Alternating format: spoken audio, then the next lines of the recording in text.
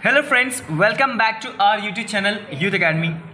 Friends, आज हम study करने वाले हैं standard 8 science chapter number 2 micro organism. Okay दोस्तों, इसके अंदर हम लोग क्या क्या स्टडी करने वाले। So let's us learn about what existence of micro organism, bacteria, fungi, अलगाई, protozoa and viruses. ठीक है फ्रेंड्स, ये सारे पॉइंट्स को हम इसमें कवर करेंगे। लेट्स स्टार्ट करते हैं दोस्तों। और दोस्तों, आपसे रिक्वेस्ट है कि आप मेरे चैनल पे नए हैं तो प्लीज़ चैनल को सब्सक्राइब जरूर कर लें, क्योंकि मैं इसी तरह की educational and informative video upload करते रहता हूँ। सो लेट्स स्टार्ट करते हैं video. Our world is full of different type of living organism. दोस्तों, आपको बताइए, हमारा जो पृथ्वी है, इस पृथ्वी पे बहुत सारे छोटे छोटे जो हमें दिखते नहीं है ऐसे ऑर्गेनिज्म भी रहते हैं। ऑर्गेनिज्म का मतलब होता है जीवित जो बैक्टीरिया होते हैं, जैसे कि कीड़े मकोड़े। There are some organism that are too small to be seen by naked eyes. आपको अभी मैंने बताया कि पृथ्वी पर, अर्थ पर ऐसे भी ऑर्गेनिज्म हैं जो बिना खुली आंखों से हमें दिखते नहीं है। नेक्स्ट आइज मतलब खुली आंखों से, मतलब हम बिना ऐसे आंखों से देखेंगे हमें दिखेगा नहीं। तो कैसे दिखेगा? हमें माइक्रोस्कोप का यूज करना पड़ेगा। Okay, this tiny living, tiny मतलब छोटे, इतने छोटे होते हैं कि tiny living things that can only seen be under the microscope are called as micro organism. दोस्तों, आपने चैप्टर का नाम भी क्या है? Micro organism. ऑर्गेनिज्म मतलब ऐसे जीव जंतु जो हमें अपनी खुली आंखों से दिखते नहीं है। ठीक है, जो जमीन में होते हैं, मिट्टी में। अभी कई बार आप देखो, आपके हाथ गंदे होते हैं, ठीक है, लेकिन हमें दिखते नहीं है गंदे। लेकिन जब आप उसको माइक्रोस्कोप में देखोगे तो आपके हाथ पर बहुत सारे छोटे छोटे बैक्टीरिया होते हैं, और हम क्या करते हैं? उसको धोते नहीं है। जैसे आप कुछ भी खाएंगे तो उसके साथ हमारे पेट में चले जाएगा, तो कई प्रकार की बीमारियां हमें हो जाती है। आप समझ रहे कि नहीं? यस। तो इसलिए कहते हैं कि बाहर से आते तो हाथ पैर धोने के लिए कहते हैं, पेरेंट्स इसलिए कहते हैं, लेकिन हमें समझता नहीं। हम आएंगे ऐसे ही, जहां दिखा जो दिखा ले सीधा मुंह में डाल देंगे बिना धोए। ठीक है, तो इससे क्या होगा? कई प्रकार की बीमारियां हमें होने की संभावना बढ़ जाती है। देखिए, जो छोटे बच्चे होते हैं स्पेशली, उनका हमेशा पेट खराब रहेगा, दस्त होगा मतलब टॉयलेट होगा, है ना, और डायरिया होता है। डायरिया मतलब बार बार पतला जो टॉयलेट होता है वो बार बार बच्चों को होता है। क्यों? क्योंकि जो छोटे बच्चे होते हैं वो मिट्टी में ज़्यादा खेलते हैं, और मिट्टी खेलते खेलते क्या करते हैं? अपने मुंह में डाल लेते हैं। ठीक है, और उस मिट्टी में, गंदे मिट्टी में या पानी में भी, गंदे पानी में खेलते हैं, तो उसमें बहुत सारे छोटे छोटे बैक्टीरिया होते हैं जो उनके पेट में चले जाते हैं, जिसकी वजह से उनके पेट में जाने से वो बैक्टीरिया क्या करते हैं? वो बच्चे को पेट खराब कर देते हैं, और कई प्रकार की बीमारियां, बुखार, छोटे बच्चे को बुखार देखना जल्दी आता है, तो बीमारियां हो जाती है। ठीक है, तो ऐसे जो छोटे छोटे ऑर्गेनिज्म है, ऑर्गेनिज्म उसे हम कैसे देखते हैं? माइक्रोस्कोप से। सो देयरफॉर हम इसे कहते हैं माइक्रो ऑर्गेनिज्म। कोई डाउट्स में? ओके, और सिंपली कहे तो माइक्रोब्स, माइक्रो ऑर्गेनिज्म बोलो या माइक्रोब्स बोलो, एक ही होता है। They are found everywhere. ये माइक्रो ऑर्गेनिज्म कहाँ मिलते हैं? तो हमें सब जगह मिल जाएंगे। ठीक है, चाहे मिट्टी हो चाहे पानी हो, everywhere, and can be survive in extreme condition from ice cold climate to be hot springs. ये जो बैक्टीरिया है, ठंडे से ठंडे जगह पर भी और गर्म से गर्म जगह पे भी ये पाए जाते हैं। ठीक है, ये नहीं कि ठंडे जगह पे नहीं होंगे, ये सब जगह आपको मिल जाते हैं। ओके, किसी को दिक्कत इसमें? पॉइंट टू पॉइंट क्लियर हो रहा है? Okay, so they can survive in almost all the type of environment. इसीलिए ये हर इन्वायरमेंट में, मतलब हर जगह, जैसे भी कंडीशन हो, ठंडी हो, गर्मी हो, बारिश हो, बारिश में तो और ये पनपते हैं। अब देखिए, मच्छर, जहां पानी खुला हो, आप देखो उसमें मच्छर के अंडे पल जाते हैं, फिर उसके बाद उस जगह पे पानी होने से आपके आसपास मच्छर ज़्यादा लगने लगते हैं, आपको मलेरिया हो जाएगा, क्योंकि मच्छर क्या होंगे? काटने लगेंगे, और आपको क्या हो जाता है? मलेरिया। इसलिए कहते हैं कभी भी पानी को जमा होने मत दो। ठीक है, अपने घरों में पानी को जमा करने देना नहीं चाहिए, चाहे बर्तन वगैरह, बाल्टी वगैरह, ड्रम वगैरह, ठीक है, इसमें जमा होने देना नहीं चाहिए। अगर आपके ड्रम है तो 7 दिन 5 दिन जैसे भी हो, आपको उसको क्लीन पूरा अच्छे से करके धोना चाहिए, ठीक है। उसमें मच्छर, ये नहीं कि एक एक महीना पानी ड्रम में रख के ऐसे ही इसी में यूज़ कर रहे हो तो उसमें क्या होंगे, मच्छर उसमें पलेंगे, ठीक है। कोई दिक्कत इसमें? Okay, the science which deal with the study of micro organism is called microbiology.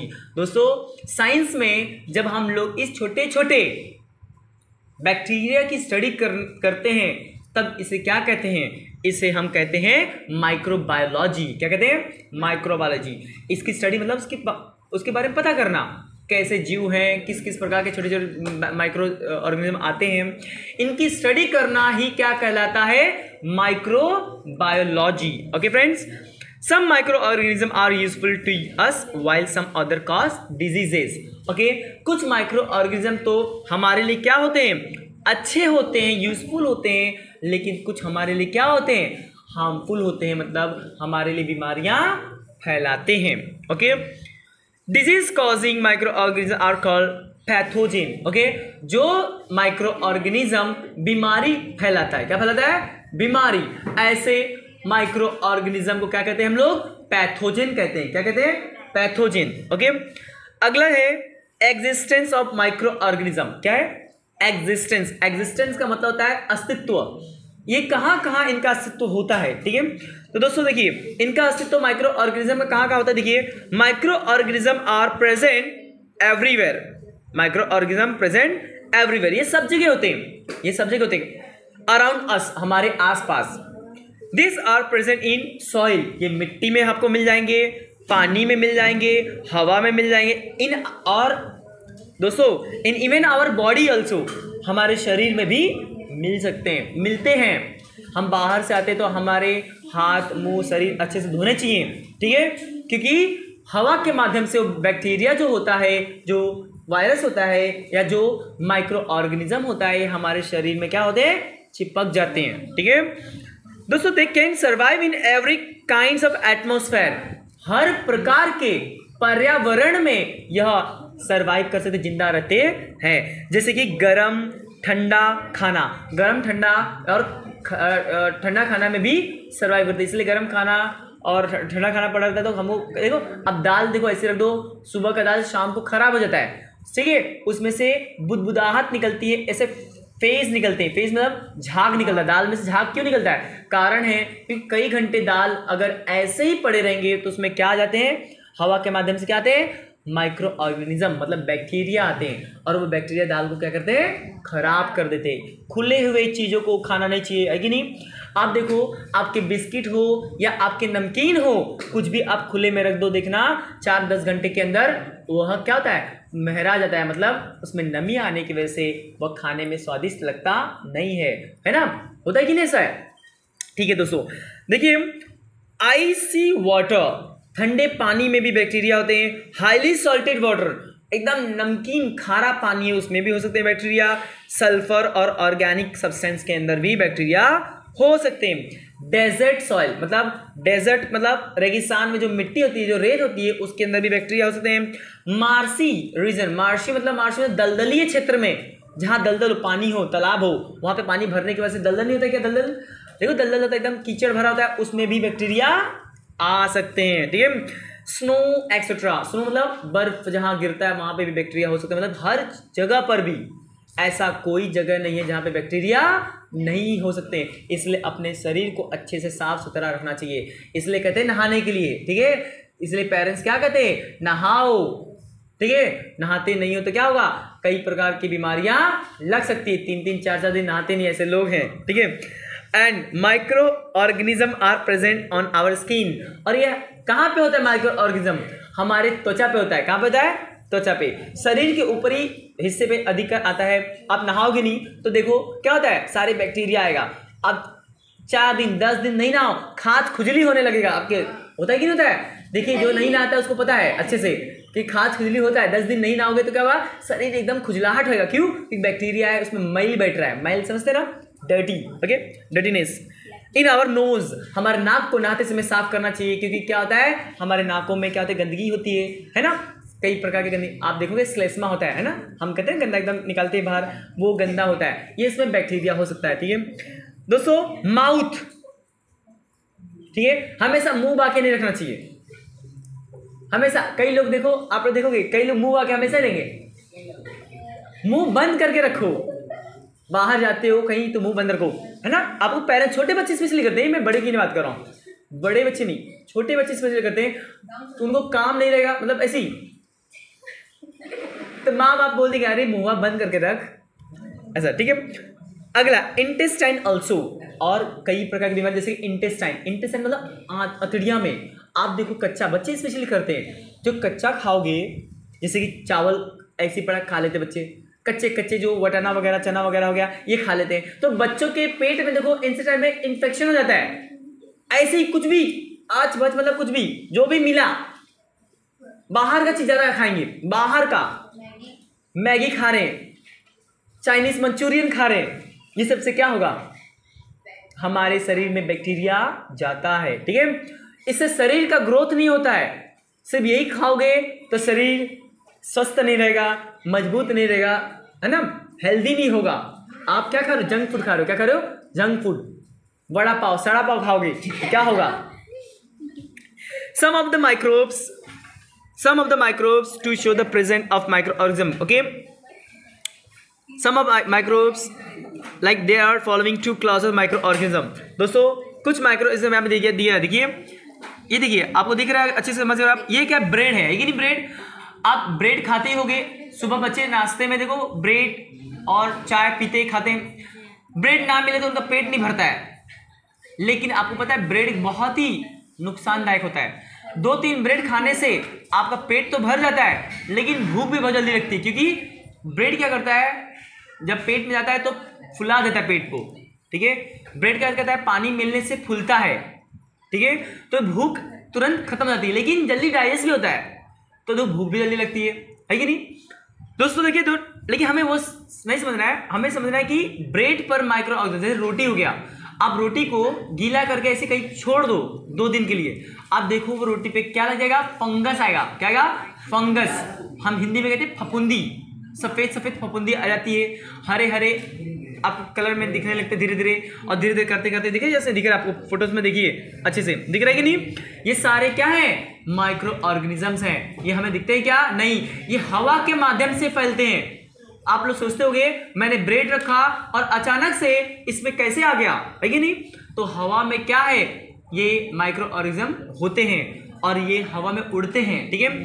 तो दोस्तों to show the presence of micro organism in air, देखो ये क्या बता रहा है, हवा में माइक्रो ऑर्गेनिज्म होता है, ये हमें मालूम पड़ता है, क्योंकि हमारा ब्रेड क्या था, अच्छा था, और कुछ घंटों के बाद या कुछ समय के बाद वो खराब हो गया, तो इसका मतलब क्या हुआ, हवा में बैक्टीरिया था, वो उस पर आया और उसको क्या किया, खराब कर दिया। ओके दोस्तों देखिए आगे दिया, and the grease patch and spread added on the glass slide in a drop of the water observe under the microscope you will see the structure as on here. मतलब आप लोग अगर अच्छे से देखना है कि माइक्रोस्कोप दिखता कैसा है, तो इसको क्या करेंगे, माइक्रोस्कोप में, कहा देंगे, माइक्रोस्कोप में लेकर जाएंगे, और वहां पे जब देखेंगे तो हमें बहुत ही सटीक पिक्चर्स दिखेगा, फोटो दिखेगा हमें, और समझेगा कि माइक्रो ऑर्गेनिज्म कैसा दिखता है, ठीक है दोस्तों। हम देखेंगे अभी there are some 2 classes of micro organism. Micro organism का 2 टाइप देखेंगे, ठीक है। फर्स्ट है दोस्तों free living micro organism. Free living क्या होता है, मतलब ऐसे ऑर्गेनिज्म, ठीक है, जो फ्रीली होते हैं, मतलब कहां पे, इनका कोई निवास नहीं था, ये यहां वहां हवा में कहीं पे भी घूमते रहते हैं, ठीक है। The micro organism which live independently and reproduce by themselves. दोस्तों ऐसे ऑर्गेनिज्म जो अपना अस्तित्व स्वतंत्र रूप से जीते हैं, किसी पे निर्भर होते नहीं है, और रिप्रोडक्शन भी खुद से ही करते हैं, मतलब अपने जाति को खुद से ही बढ़ाते हैं, ठीक है, किसी की सहायता नहीं लेते हैं, ठीक है, किसी की सहायता लेते नहीं है। Are called free living micro organism. ऐसे माइक्रोस जो फ्रीली रहते हैं, स्वतंत्र रूप से जीते हैं, अपना रिप्रोडक्शन खुद से करते हैं, किसी की सहायता लेते नहीं है, ऐसे ऑर्गेनिज्म को कहते हैं free living micro organism. A large number of them is found in the natural based on organic food. और ये फ्रीली होते हैं और अधिक मात्रा में नेचर में हमको मिलते हैं, ठीक है। सेकेंड टॉपिक है पैरासिटिक माइक्रो ऑर्गेनिज्म। दोस्तों हमने फ्रीली लिविंग ऑर्गेनिज्म देखा जो स्वतंत्र रूप से रहते हैं, खुद से ही जीते हैं, कोई किसी पे निर्भर नहीं रहते। सेकेंड है पैरासिटिक। पैरासिटिक का मतलब होता है दूसरे पर निर्भर होना, ठीक है। This organism micro organism cannot survive independently, they depend on other organism for their food and habitat. Food और हैबिटेट क्या होता है? ऐसे ऑर्गेनिज्म जो दूसरे पे निर्भर थे, दूसरे खाने पर, मतलब दूसरा कोई बनाया खाना और ये उनके ऊपर निर्भर थे और रहते भी उनके घर में। जैसे कि एग्जांपल देते हैं आपको, जू। जू पता क्या होता है? आपके सर में होता है ना, बालों में नहीं होता जू। जो जुआ होता है, ठीक है, जो जू होता है बालों में होता है वो क्या होता है? वो आपके ऊपर जीता है कि नहीं? वो आपके बाल में होता है और आपका खून पीता है और बाल के अंदर रहता है, ठीक है। और ये क्या करता है? खून पी करके जिंदा रहता है। सेम आप लोगों को कई सारे पेड़ पता होगा, पेड़ में भी ऐसे होता है। पैरासिटिक ट्रीज भी होते हैं। लताएं देखिए, लताएं जो होती है एकदम, लता नहीं पता क्या होता है? जो ट्री होते हैं उनके साइड में लपेट के होते हैं वो, ठीक है। लताएं मीन्स मनी प्लांट, पता है मनी प्लांट? तो मनी प्लांट कैसे बढ़ता है? पकड़ के ना, ऐसा लता होती है, इसको एकदम पतले पतले होते हैं और वो पेड़ को लपेट के चढ़ते हैं ऊपर, ठीक है। जैसे कि आप लोग करेले का देखा है, करेले का पेड़ देखा है, लौकी हो गया, करेला हो गया, ये सब क्या होते हैं? ये पकड़ के चलते, कोई थोड़ी पेड़ ऐसा होता है, ये एक दूसरे को सपोर्ट करके चलते हैं, ठीक है। तो जिसको पकड़ के चलेंगे वो उसी पेड़ से क्या करते हैं? न्यूट्रिशन लेना चालू कर देते हैं, ठीक है। सिस्ट, ठीक है। तो अभी देखेंगे हमें सिस्ट क्या होता है। आपको पता है कोई भी माइक्रो ऑर्गेनिज्म होता है, उसका शरीर जो होता है बाहरी लेयर होता है, कवर होता है बाहर से, ठीक है। क्योंकि छोटे छोटे होते हैं, एकदम छोटे छोटे होते हैं। तो सिंपल सी बात है, जब छोटे छोटे होते हैं, देखिए यहाँ पे दिख रहा है आपको, एकदम छोटे छोटे दिख रहे, तो ये तो माइक्रो का फोटो है। अभी ये बाहर से ऐसे ही दिखते हैं गोल, तो सिंपल सी बात है, इनका आउटर लेयर तो होगा। जैसे हमारा शरीर होता है तो त्वचा हमारे शरीर पे स्किन है कि नहीं, वैसे इस माइक्रो ऑर्गेनिज्म के भी तो स्किन होंगे। तो ये क्या होते हैं? बहुत छोटे, बहुत बारीक होते हैं, जिस वजह से हमको दिखता नहीं है, इसलिए इनको क्या होता है? सिस्ट होता है। सिस्ट मतलब कवरिंग, आउटर एरिया, बाहरी जो इनका कवर है वो होता है, ठीक है। देखिए यहाँ पे लिखा है, all micro organism have a hard protecting covering called cyst. Her organism को क्या होता है? बाहरी प्रोटेक्टिव एरिया, कोई बाहर से उनको कोई नुकसान ना पहुंचे, ठीक है। Some of these organism survive in adverse condition, और इसीलिए ये बहुत ख़राब से ख़राब कंडीशन में भी जी पाते हैं। अगर उनका शरीर कवर नहीं होगा हार्ड मटेरियल से तो क्या जी पाएंगे? क्या ये नहीं। And in a very high temperature and drought, कभी कभी हाई टेम्परेचर, बहुत ज़्यादा गर्मी में भी जी पाते हैं ना ये। अभी बताया ना मैंने कि बहुत ज़्यादा गर्मी हो वहाँ पे भी जीते ये। तो कैसे जिएंगे? क्योंकि इनका जो आउटर एरिया, शरीर का जो बाहरी त्वचा है वह क्या है? बहुत हार्ड है। क्या है? कठोर है। और कठोर होने से क्या होता है? अंदर कोई नुकसान नहीं पहुँचता है, ठीक है। They remain in their protective covering in the state of hibernation till condition are favourable. दोस्तों ये कब तक अंदर रहते हैं? आउटर एरिया में, मतलब कवर में, जब तक ले बाहर एक फेवरेबल कंडीशन ना हो जाए, बाहर रहने के लायक का कंडीशन ना हो जाए, तब तक ले वो सिस्ट में ही रहते हैं। सिस्ट समझ रहे हो? जैसे अंडा समझ लो, एग्जांपल दे रहा हूं। अंडा, जो अंडा होता है उसके बाहर क्या होता है? हार्ड कवर होता है कि नहीं? बाहर मुर्गी का बच्चा कब आता है? जब अच्छा बाहर कंडीशन हो जाता है कि नहीं? जब वो अच्छा कंडीशन हो जाता है। ऐसे ही ये माइक्रो ऑर्गेनिज्म है, जब अच्छा बाहर कंडीशन उनको खाने पीने के लिए मिल जाए बाहर, तब वो बाहर आते हैं। सिस्ट क्या करते हैं? बाहर आउटर एरिया फूट जाता है, मतलब क्या होता है? ब्लास्ट होता है, और उसकी वजह से सारे जो भी माइक्रो ऑर्गेनिज्म है बाहर आ जाते हैं। एग्जाम्पल मैं आपको देता हूँ, अमीबा। अमीबा जो होता है वो भी माइक्रो ऑर्गेनिज्म है, ठीक है। नाम सुन लो, अमीबा। तो अमीबा जो है वो भी क्या होता है? उसके बाहर सिस्ट होता है। कवर होता है और अंदर अमीबा रहता है, ठीक है। लेकिन कब बाहर आता है अमीबा? जब उसको अच्छा कंडीशन मिल गया, बाहर अच्छा पानी मिल गया, खाने पीने के लिए मिल गया, समझ रहे हो ना, तो सिस्ट को फोड़ करके बाहर आता है और अपना जीवन जीता है, समझ रहे हो कि नहीं? ओके, अगला दोस्तों देखेंगे कि टाइप ऑफ माइक्रो ऑर्गेनिज्म। हमने सब कुछ देखा दोस्तों, माइक्रो ऑर्गेनिज्म क्या होता है, इनके क्या है। अब हम देखेंगे इनमें कितने प्रकार हैं, कितने टाइप के माइक्रो ऑर्गेनिज्म होते हैं। तो दोस्तों इसमें 5 प्रकार आपको बेसिकली दिया गया है। पहला है bacteria, okay, bacteria. Second is fungi, ठीक है, fungus. Third is algae, fourth is protozoa and fifth is viruses, ठीक है। तो ये सारे के सारे पांचों के पांचों पॉइंट हम क्या करेंगे, कवर करेंगे, समझेंगे। सो दोस्तों देखिए यहाँ पे क्या लिखा है, नाम है इनका Ehrenberg 1829। Ehrenberg 1829 was the first to name micro organism as a bacteria. दोस्तों सबसे पहला जो नाम है माइक्रो ऑर्गेनिज्म का नाम जो बैक्टीरिया किसने दिया? माइक्रो ऑर्गेनिज्म सब होते हैं जो हमें छोटे छोटे दिखते नहीं आंखों से, लेकिन बैक्टीरिया नाम किसने दिया? तो इनका नाम है, इस सज्जन का नाम है एहरेनबर्ग। क्या नाम है? एहरेनबर्ग। ये सज्जन जो है इन्होंने सबसे प्रथम पहली बार नाम दिया बैक्टीरिया, ओके। और दोस्तों A.V. Leeuwenhoek is known as a father of bacteriology, और ये सबसे प्रथम व्यक्ति बने और इन्हीं के नाम से क्या पड़ा? बैक्टीरियोलॉजी। बैक्टीरिया की जब स्टडी की जाती है, कई सारे बैक्टीरिया की जब स्टडी करते हैं, क्या है इसके अंदर, क्या है, सब है ना, स्टडी करना, उनके बारे में जानकारी प्राप्त करना, उसे कहते हैं बैक्टीरियोलॉजी। क्या कहते हैं? Bacteriology.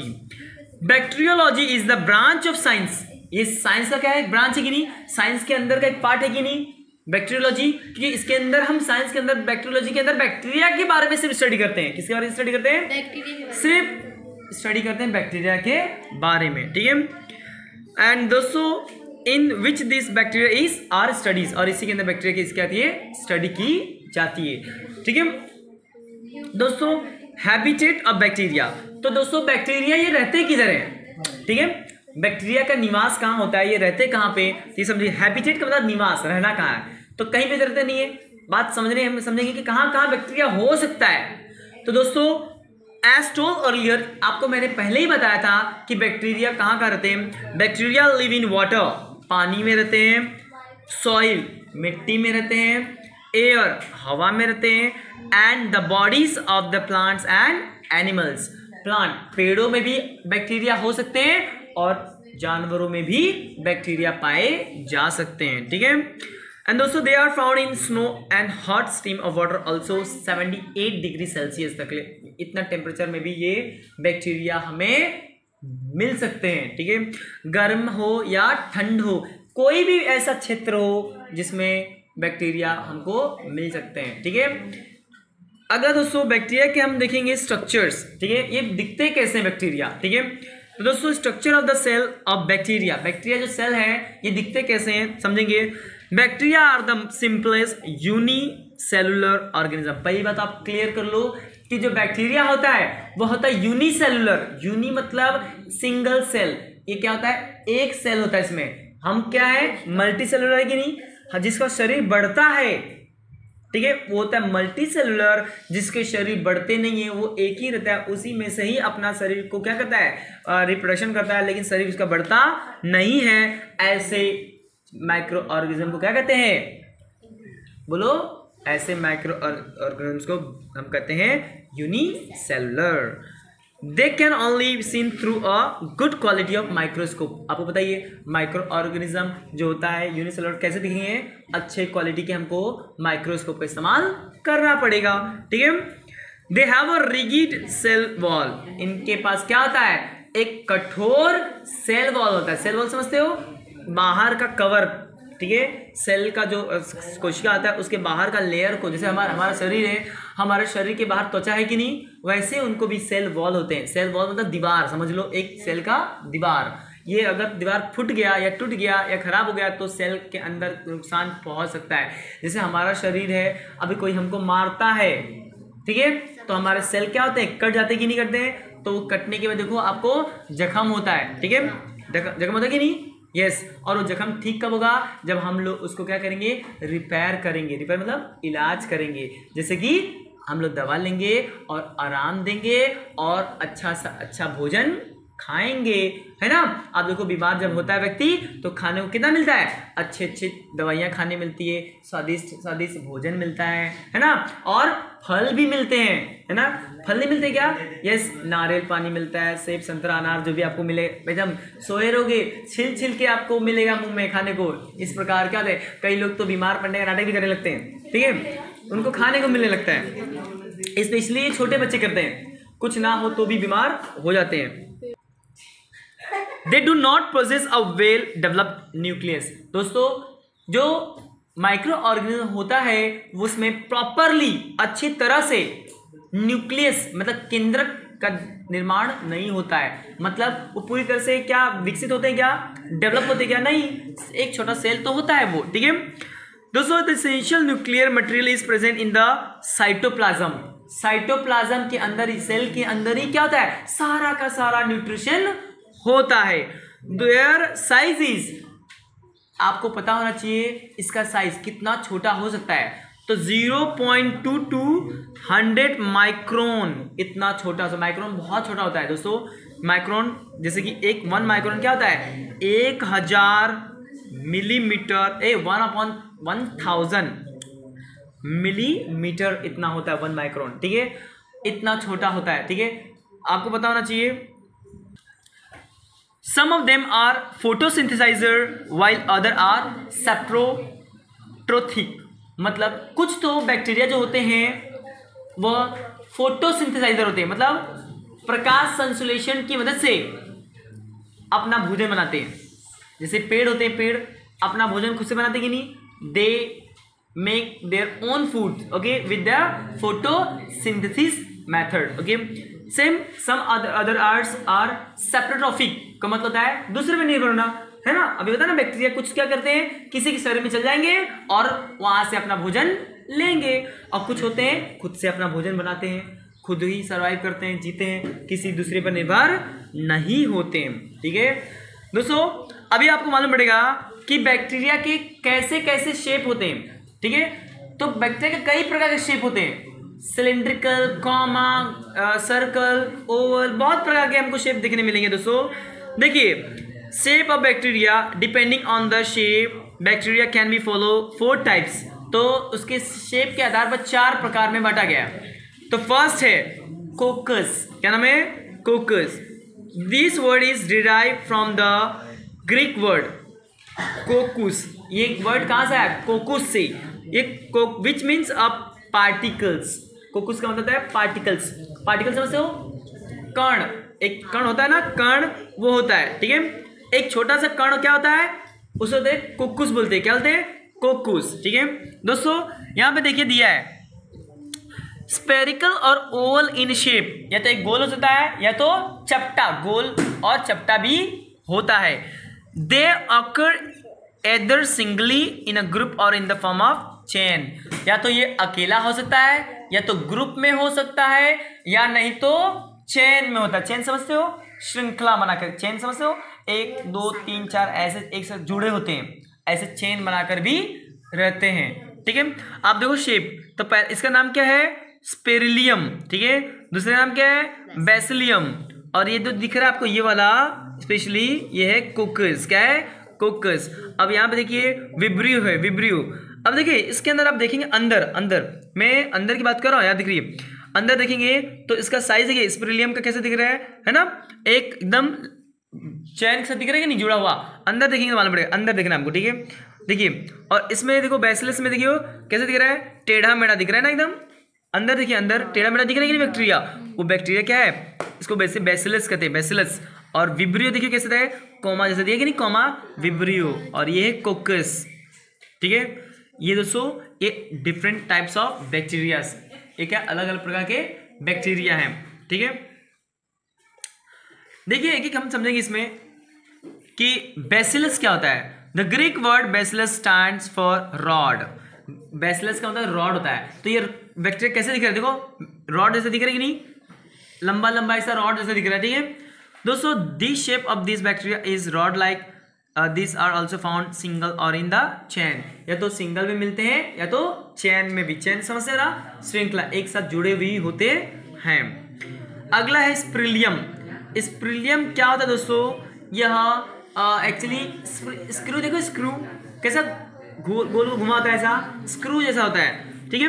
Greek word spire means cycle, देखो साइकिल मतलब गोल गोल, स्प्रिंग कैसे गोल गोल घूमे होते हैं ना, वैसे ही बैक्टीरिया था। आप देखो ना, यहाँ पे दिखेंगे आपको, गोल गोल दिखे रहा आपको, ठीक है दोस्तों। आगे बोल रहा है कि this bacteria are like a screw और स्पाइरल इन अपीयरेंस, दिखने में कैसे दिखते हैं, स्प्रिंग जैसे दिखते हैं, गोल गोल घूमे आपको दिखेंगे, ठीक है। अगला है विब्रियो। क्या है, vibrio. This R comma shape bacteria. Vibrio कैसे दिख रहा है, देखो विब्रियो कैसे दिख रहा है, कॉमा के जैसा दिख रहा है नहीं, जैसे हम एग्जाम में लगाते हैं कॉमा, वैसे कॉमा जैसा इसको बोलते हैं विब्रियो शेप बैक्टीरिया, ओके। अगला है lifestyle. Bacteria can grow in the presence of as well as absence of oxygen. Friends, ये जो बैक्टीरिया होता है ये ऑक्सीजन में और विदाउट ऑक्सीजन दोनों जगह ही क्या होता है, ग्रोथ कर सकता है, मतलब बढ़ सकता है, जीवित रह सकते हैं। The bacteria which need oxygen for respiration are called aerobic bacteria. क्या कहते हैं, जिस बैक्टीरिया को ऑक्सीजन की आवश्यकता होती है ऐसे बैक्टीरिया को कहते हैं एरोबिक बैक्टीरिया। क्या कहते हैं, aerobic bacteria. And those which do not need oxygen are called as anaerobic bacteria. जिस बैक्टीरिया को ऑक्सीजन की आवश्यकता होती है उसे कहते हैं एरोबिक, और जिसे नहीं होती ऑक्सीजन की आवश्यकता उसे होते हैं anaerobic bacteria, okay. Some bacteria can survive in the both kinds of atmosphere. कुछ बैक्टीरिया तो दोनों जगह, जहां ऑक्सीजन हो जहां नहीं हो, दोनों जगह ही क्या करते हैं, जीवित रह सकते हैं, ठीक है। और ऐसे बैक्टीरिया को कहते हैं जीकल्टेटिव बैक्टीरिया, जीकल्टेटिव बैक्टीरिया कहते हैं, ठीक है।